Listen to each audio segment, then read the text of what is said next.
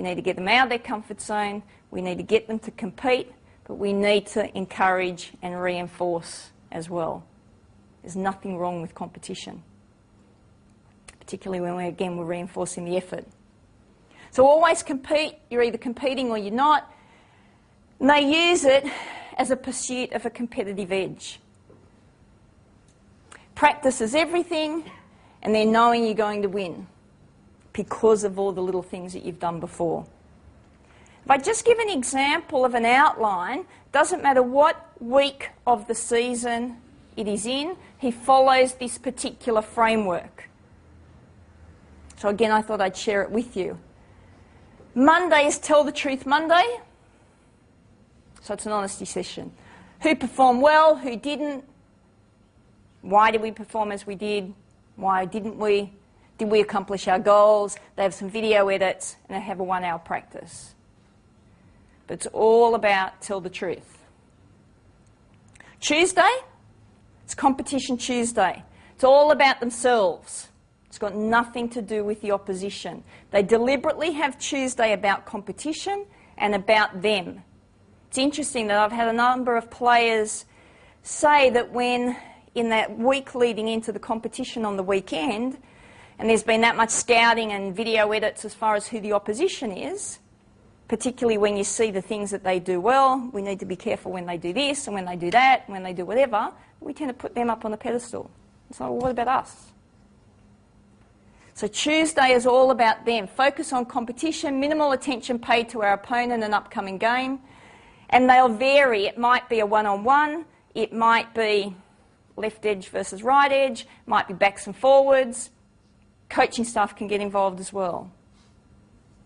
Will tend to have an element of fun, but it will be very, very hard.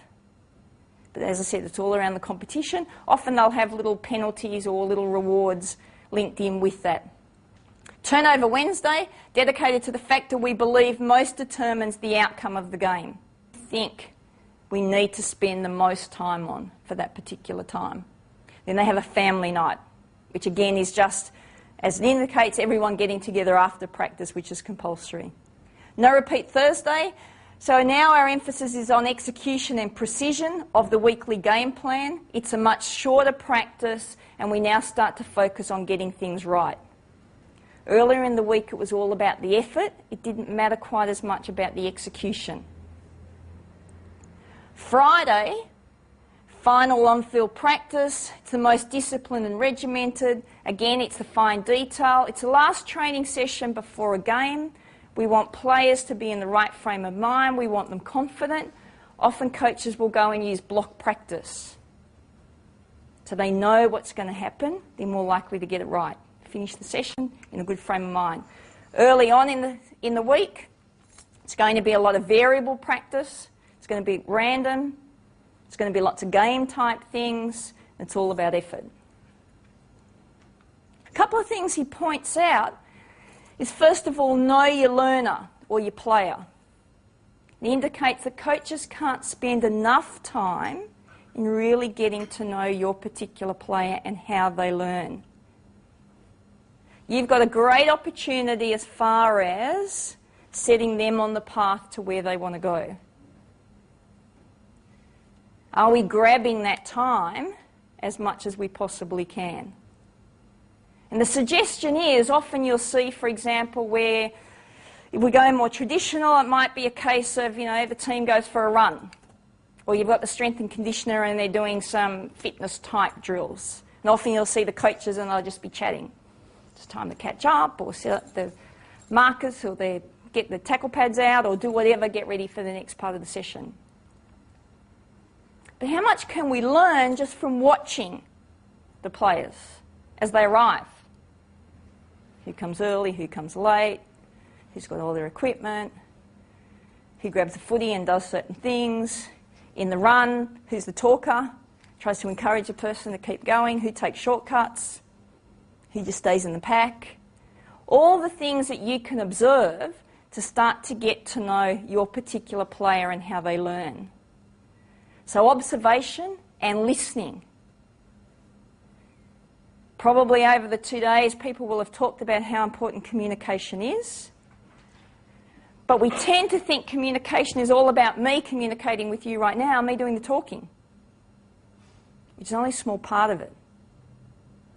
The listening is where you're going to learn a lot more. You never learn from talking. You only learn from listening. So again, how much emphasis do we put on that? Learning styles we've mentioned. Communication, the timing is quite important, and I've mentioned before as far as language. A wrong message at a wrong time. Okay, so someone's turned around and, I don't know, something's happened. You thought it was this particular player and you decide to blow up about it. It can end up being a disaster. You could have had a very good relationship with that person beforehand. Wrong message, wrong time. You can lose that very quickly. Right message at the wrong time, you're going to get resistance from a player. They'll tend to lose respect. They know when they've made a mistake. They need to be told about it. They need to know in front of their peers. If it was big enough, you can talk about it later, one-on-one. Wrong message at the right time is a mistake. Right message at the right time is success. Non-emotional. If there's any emotion involved, it's the wrong time, more than likely, especially for learning. We mentioned before as far as the learning styles, and again that the least preferred learning style for athletes is verbal. So again, consider how we structure your training session. How much time do you spend explaining or talking to your players? We need to minimise it. Try to drop it down to 3 to 5 points. Let them do the stuff. In rethinking the way we coach, I want to have a look as far as going from coach-centred or directive coaching to more an athlete-centred approach. And that doesn't mean just empowering your athletes as far as letting them decide everything. You're still the coach. You're still the boss. But they need to be active learners. They need to be engaged so that we transfer that learning to performance much quicker. So a coach-centred approach traditionally was dominated by the coach telling the players how to pass, how to kick, how to tackle, and when to pass, when to kick, when to tackle.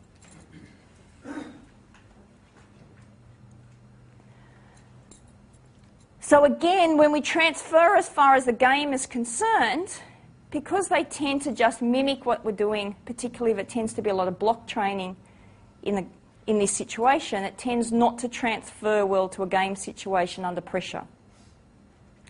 If we go more athlete-centred, we know our players, it's based on their particular needs. We may use a number of different strategies because the learning styles are different, but we start to then have in training where they make the decisions. They solve the problems. We give them the scenarios. So we need to consider what instructional strategies we're actually going to incorporate. We tend to have preferences for what we're comfortable with. Often it's a case that's based on what our experience, so whoever coached us, how they did it. So we need to have a think as far as, is that the best way? It's also important to know that there's not one right way. So mixing things up, getting a balance is important. Depending on what instructional style I use is going to influence how I convey my information, how I structure my practice, and also how I provide feedback. If I go as far as the constructivist approach, then it's saying that we learn by doing. Knowledge is actively constructed by the players, it's not passively transmitted by the coach. So you can't tell me things and I just learn it. You need to tell me, I need to do it, I need to take on board as far as what I've already learnt, what my experience is, and combine that together. So the coach tends to be more of a facilitator. So you're always guiding. Coach still has to be extremely knowledgeable.